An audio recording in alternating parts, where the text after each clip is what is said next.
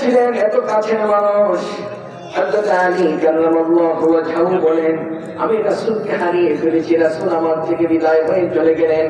আল্লাহর হাবিবের দুনিয়া থেকে বিদায় হয়ে যাওয়ার পরে, ইন্তেকালের পরে হযরত আলী কাররামাল্লাহু ওয়াজহাহু তিনি বলেন, আমি গভীর রাত্রিতে ঘুমিয়ে আছি, ঘুমের ঘরে স্বপ্ন যুগে দেখতে পেলাম কি সুন্দর দেখতেছে আল্লাহর হাবিব মসজিদে নববীর মধ্যে নামাজ পড়াচ্ছেন, আর আমি পিছনে দাঁড়িয়ে দাঁড়িয়ে নামাজ পড়ছি। এই মুহূর্তের মধ্যে রাসূল যে কেরাত দিয়ে নামাজ পড়লেন, আমি পিছনে দাঁড়িয়ে নামাজ পড়লাম। ফজরের নামাজ শেষ হয়ে গেল। নামাজ শেষ হওয়ার পরে আমি সুন্দর করে বসে আছি, হঠাৎ করে দরজা থেকে একজন মহিলা এসে ডাকতেছে, আলী কাল আপনি একটু এদিকে আসেন। আমি দৌড়ে চলে গেলাম, গিয়ে দেখি মহিলাটা দাঁড়িয়ে বলছে, আলী কাল আমার কাছে নতুন খেজুর হয়েছে, আপনার জন্য নিয়ে আসছি। আল্লাহর হাবিবের কাছে আপনি খেজুরের এই ব্যাগটা নিয়ে যান। আল্লাহর হাবিব যেন সাহাবায়ে কেরামকে নিয়ে খেজুরগুলি বক্ষণ করে সবাইকে ভাগ করে দেয়। তাই নাকি? হ্যাঁ। আমি বলতেছেন, আমি দরজা থেকে খেজুরের ব্যাগটা নিয়ে আল্লাহর নবীর হাতে দিয়েছি। রাসূল সুন্দর করে প্রত্যেক সাহাবীকে এক একটা খেজুর দিয়ে দিলেন। আমি আলীকেও রাসূল একটা খেজুর দিলেন, বেশি দেন নাই। আমার জীবনে কত হাজার খেজুর খেয়েছি, কিন্তু আজকে যখন আমার নবী খেজুরটা দিলেন, খাওয়ার পরে আমার জিহ্বার মধ্যে এত মজা লেগেছে, আমার জীবনে এত মজার খেজুর কোনোদিন আমি খাই না। জিহ্বার মধ্যে শুধু স্বাদ লাগতেছে, জিহ্বাটা চাটতেছি, আমার ঘুম ভেঙে গেল, কিন্তু মজাটা লেগে আছে। বলেন না সুবহানাল্লাহ। এই ঘুমের করে আমার একটু মনে আবেদন হলো, আমি এত মজার খেজুর আল্লাহর নবীর কাছে আরেকটা চাবো, কিন্তু লজ্জা লাগে। সব আমি রাসূলের কাছে চাই নাই।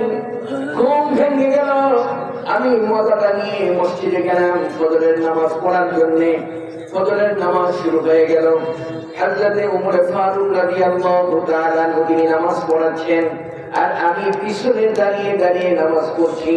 আল্লাহর নবীকে রাত্রেবেলা আমি স্বপ্নে দেখেছি যে কেরাত দিয়ে নামাজ পড়লেন, ওমর ঠিক সেই কেরাত দিয়ে নামাজ পড়ালো।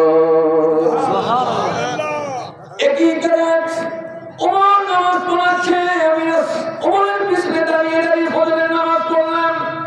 নামাজ শেষ হয়ে গেল।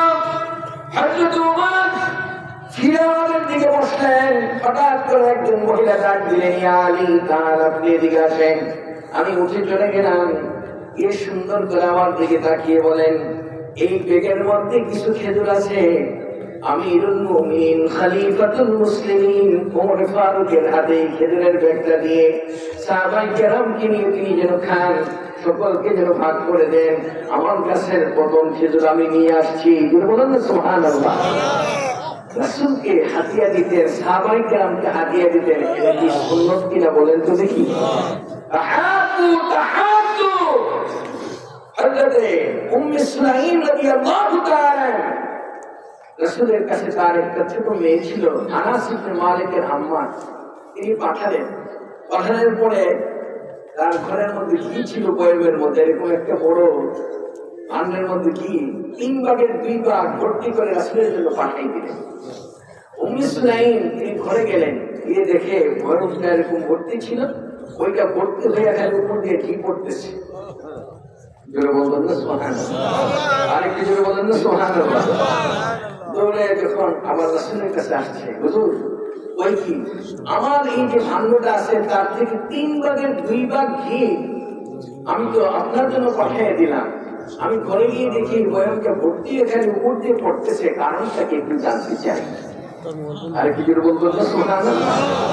তখন সেই অবস্থার মধ্যে রাসূল উম্মে সুলাইমকে বললেন, উম্মে সুলাইম তোমার বয়মটা ভর্তি হয়ে কি পড়তেছে তার একটা কারণ হলো যে তোমার অন্তরের মধ্যে আল্লাহর হাবিবের ভালোবাসা বেশি আছে।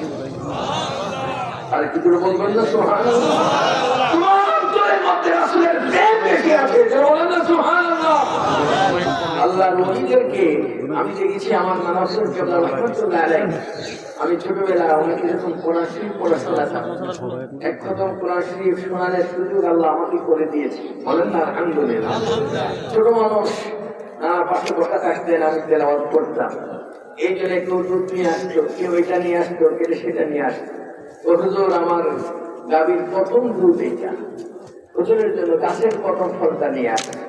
আমি বলতাম না না, এগুলিকে মানুষ নিয়ে আসে, এটা আনার কারণ কি জানো? এটা আমার উপকারের জন্য আনে এটা না, বরং তার উপকার আমার চেয়ে অনেক গুণ বেশি হচ্ছে। আপনি আনলেন একটা জিনিস, কিন্তু শত শত বরকত, হাজারো বরকত, লাখো বরকত আপনার হয়ে গেছে। বলবেন না সুবহানাল্লাহ? উম্মে সুলাইম বলবেন না সুবহানাল্লাহ? এই হাদিসগুলি কত সুন্দর, এটা হাদিসের কথা।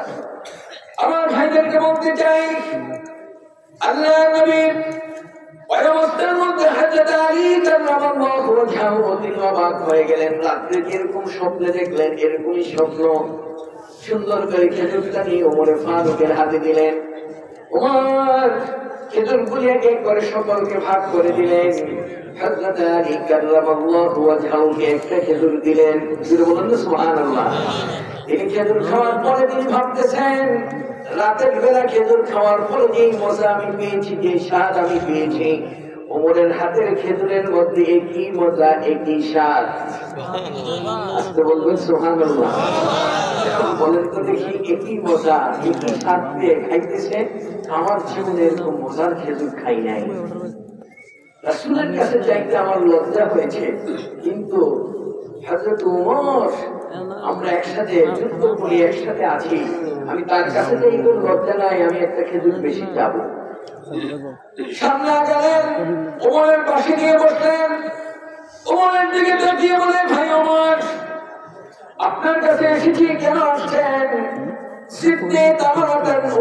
আপনি আমাকে একটা খেজুর বেশি দিয়ে দেন। বলুন তো সুবহানাল্লাহ।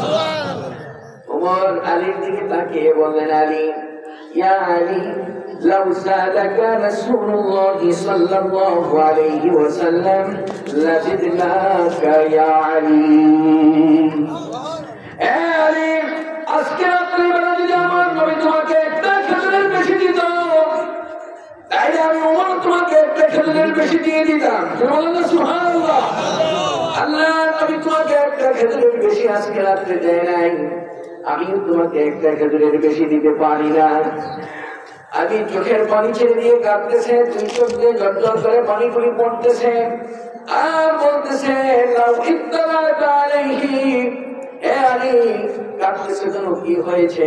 আলী বলতেছেন, আমি কি একটা বাস্তব দেখতেছি না, গায়েবের কোন খবর আমি বুঝতেই পারলাম না। আমি রাত্রে যা স্বপ্নে দেখলাম তা বাস্তব হয়ে গেল, এই জন্য আমি কাঁদতেছি। কি দেখলাম? ওমর চোখের পানি ছেড়ে দিয়ে আলীকে বলতেছেন, চিন্তার কোনো কারণ নাই, তুমি জানো না আল্লাহর হাবিব বলেছেন, ইন্নাল্লাহা তাআলা আখলাসা কলবাহু ইয়ারা বিনুরিল্লাহ।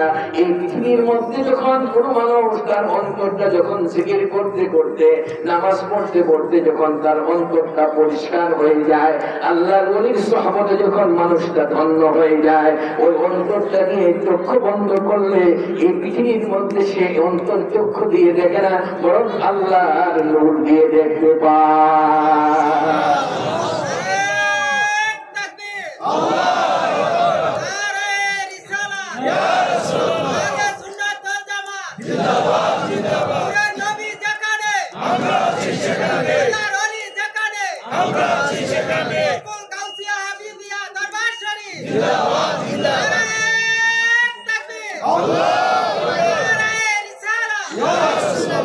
সম্মানিত হাজিরিন, এই কথা